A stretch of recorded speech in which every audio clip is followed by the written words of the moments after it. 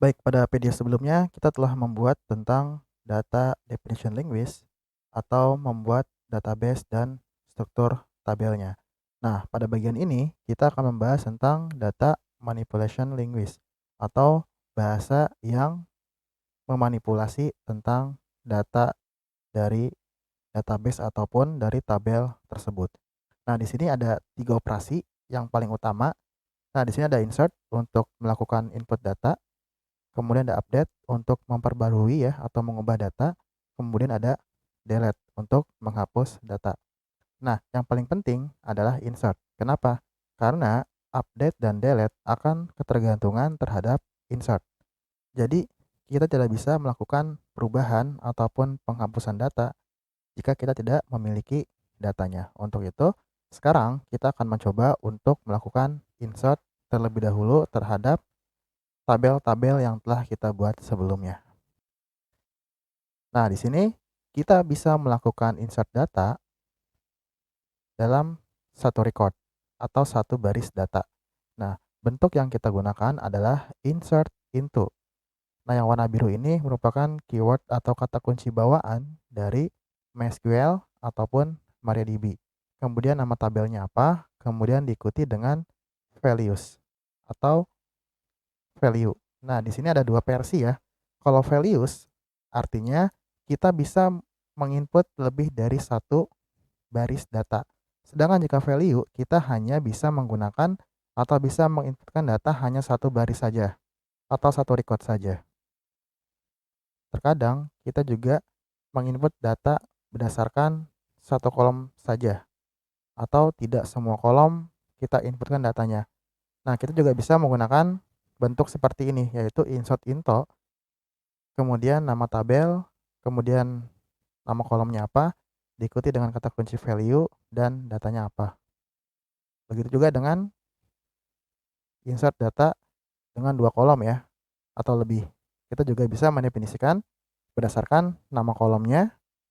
Misalnya di sini nama kolom 1, nama kolom 2 diikuti dengan values, kemudian datanya apa ya untuk kolom pertama dan datanya apa juga untuk kolom kedua.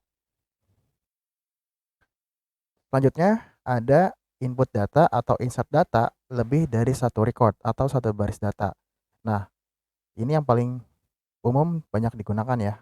Karena di samping lebih hemat untuk penulisannya, ini juga lebih cepat dalam prosesnya.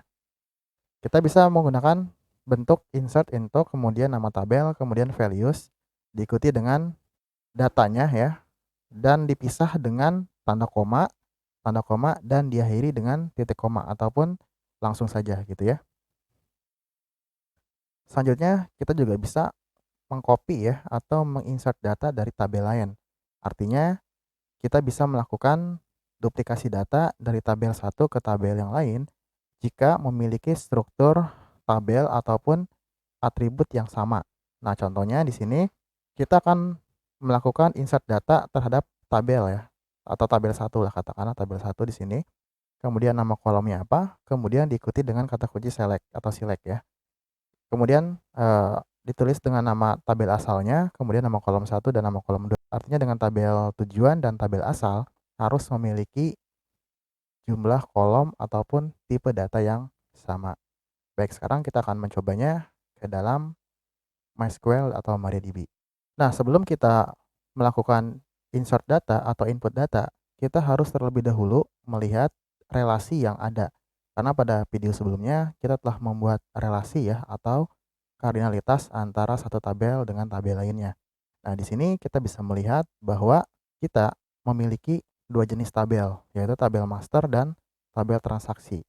Nah, kita bisa menganalisisnya dengan cara melihat dari atribut yang ada di dalam tabel tersebut. Contoh di sini, tabel barang bisa dikatakan sebagai tabel master.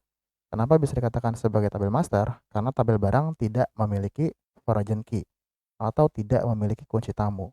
Nah, cirinya apa? Cirinya di sini dia memiliki kardinalitas satu ya, seperti ini dan ini juga. Artinya jika kita membaca dari tabel barang ke tabel pasok memiliki kardinalitas satu ke banyak. Satu barang, banyak pasok. Nah, makanya dalam tabel pasok ini memiliki origin key yaitu kode barang yang dimiliki oleh tabel barang. Begitu juga dengan tabel barang ke tabel pembelian. Satu tabel barang ke banyak pembelian. Nah, di dalam tabel pembelian pun memiliki foreign key yaitu kode barang yang dimiliki oleh tabel barang. Makanya tabel barang ini dikatakan sebagai tabel master. Sedangkan tabel transaksi adalah tabel yang memiliki foreign key di dalamnya.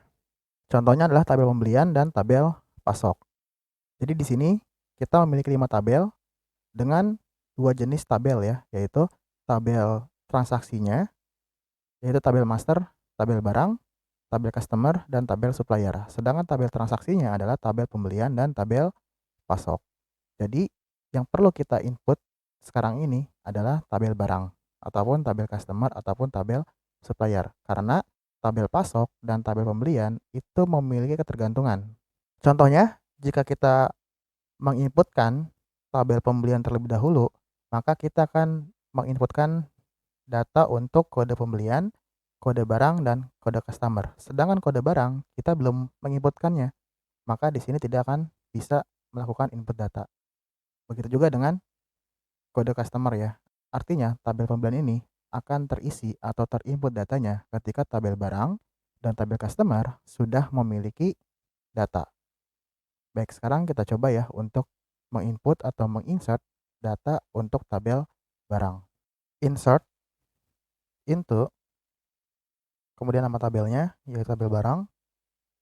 Kemudian kita bisa mengikutinya dengan menulis atribut atau field name yang ada di dalam tabel barang.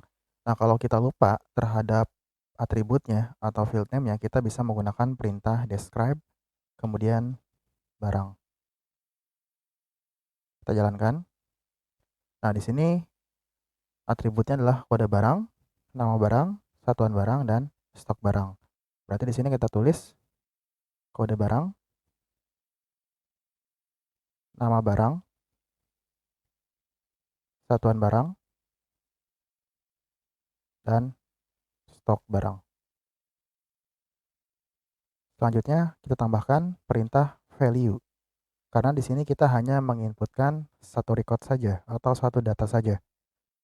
Nah, di sini kita harus menuliskan secara spesifik terhadap kolom atau atribut yang akan kita isi. Nah, di sini kita bisa melihat tipe data dari masing-masing atribut yang ada di dalam tabel barang. Seperti kode barang, di sini tipe datanya varchar, nama barang teks, satuan barang teks, dan stok barang integer.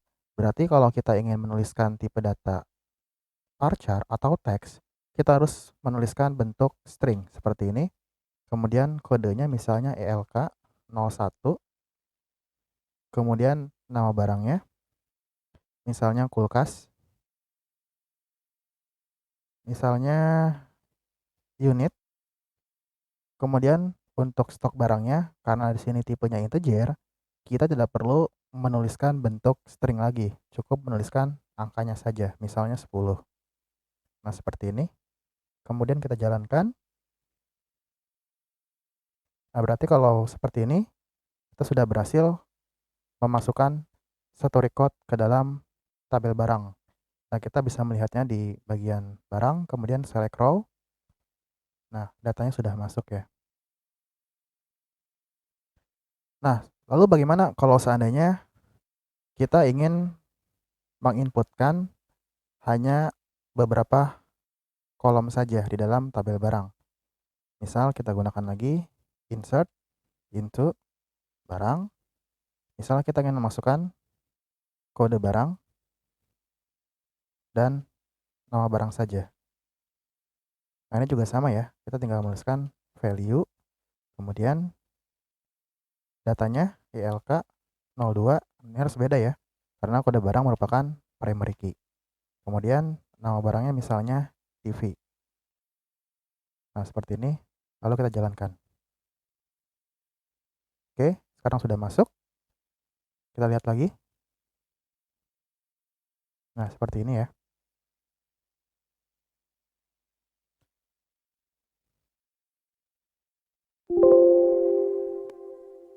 Nah, lalu bagaimana kalau seandainya kita menuliskan kode barang, nama barang, satuan barang, dan stok barang, artinya atributnya lengkap terhadap tabel barang, tetapi datanya tidak lengkap. Contoh seperti ini. Insert into barang, kemudian kode barang, nama barang, satuan barang, dan stok barang. Kita tuliskan lagi value, misalnya ELK 03, kemudian nama barangnya misalnya tape atau radio ya, seperti ini. Nah, tetapi untuk satuan barang dan stok barangnya kita tidak mengisinya gitu ya, misalnya 2 aja seperti ini. Kita lihat apakah akan terjadi error. Nah, di sini akan terjadi error ya, karena di sini datanya tidak lengkap. Nah, lalu gimana kalau seandainya kita menuliskan atribut yang lengkap, tetapi untuk recordnya tidak lengkap? Nah, kita bisa menggunakan kata kunci null, seperti ini, null. Lalu kita masukkan datanya. Nah, di sini akan berhasil ya keterangannya. Kita lihat di sini. Oke, sekarang sudah masuk ya. Tape atau radio sudah masuk. Nah, begitu juga kalau seandainya si kode barang ini dia memiliki tambahan auto increment. Nah, auto increment itu merupakan suatu tambahan ya atau ekstra terhadap suatu atribut yang memiliki nilai yang bertambah terus ketika nilai sudah ada. Contoh kalau seandainya kita menuliskan kode barang di sini tapi kita tidak mengisikan datanya, maka otomatis akan terisi datanya karena kita menggunakan auto increment.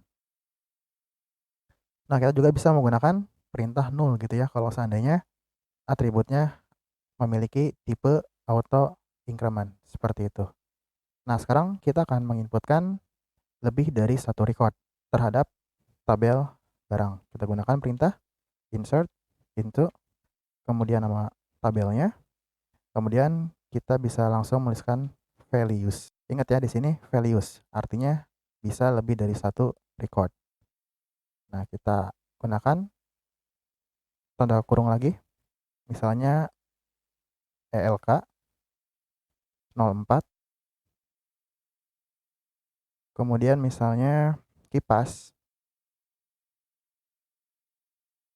satuannya misalnya buah, stoknya ada 50 misalnya. Kemudian kita pisahkan dengan tanda koma. Nah, kita bisa menggunakan perintah atau shortcut Ctrl D ya untuk duplikat ke bawah kalau menggunakan MySQL Workbench. Misalnya kita ganti aja 20. Ini buah misalnya AC LK 5. Kita duplikat lagi yang ini 6. Misalnya speaker. Ini buah satuannya, nah misalnya stoknya 20. Nah, misalnya kita hanya menginputkan 3 record ya, berarti untuk akhiran terhadap record tersebut tidak boleh menggunakan tanda koma. Karena koma ini digunakan untuk pemisah antara satu record dengan record lainnya. Langsung saja seperti ini, kemudian kita seleksi dan kita jalankan. Oke, sekarang kita lihat lagi. Nah, sekarang sudah komplit ya, datanya sudah masuk semua. Seperti itu ya, untuk insert barang. Nah, lalu bagaimana kalau seandainya kita ingin mengcopy dari satu tabel ke tabel yang lain ya? Contohnya di sini kita memiliki atribut yang sama. Kita bisa lihat ya di sini, misalnya kita describe dulu untuk supplier. Nah, seperti ini. Kemudian untuk yang customer. Kita lihat, kan juga sama ya. Nah, berarti di sini kita akan menginputkan data customer dari data supplier. Berarti yang perlu diisi adalah data supplier terlebih dahulu. Karena tabel supplier merupakan tabel sumber data atau data asal. Sedangkan data tujuannya atau destination-nya adalah customer. Nah, di sini kita bisa menggunakan perintah yang sama ya. Contoh, insert into supplier, kemudian values, Nah, misalnya untuk kode suppliernya SPL01, kemudian namanya Joko, kemudian alamatnya misalnya Jalan Manggis, kemudian kotanya misalnya Cikarang, kemudian teleponnya kita isi 0 saja. Nah, seperti ini. Kita duplikat lagi. Misalnya kotanya Bekasi, Jalan Mangga, Anwar. Kemudian kodenya kita ubah menjadi 2. Oke, cukup 2 saja. Kita masukkan datanya. Sekarang kita lihat ya di bagian supplier. Nah, ini sudah masuk. Sekarang kita akan mengkopinya untuk tabel customer. Berarti kita gunakan perintah insert into, nama tabel yang akan kita masukkan adalah tabel customer.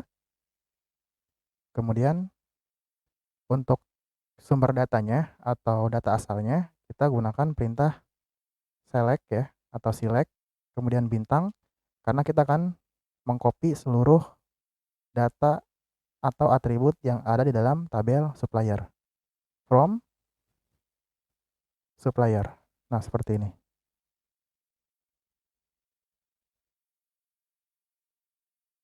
Oke, sudah masuk ya, sudah bisa. Sekarang kita lihat di tabel customer. Nah, datanya sama ya, seperti tabel supplier. Nah, seperti itu. Itu merupakan contoh dari insert data di dalam DML atau Data Manipulation Language. Agar videonya tidak terlalu panjang, untuk pokok bahasan insert sampai sini dulu, nanti akan dilanjutkan untuk update dan delete di video selanjutnya. Terima kasih.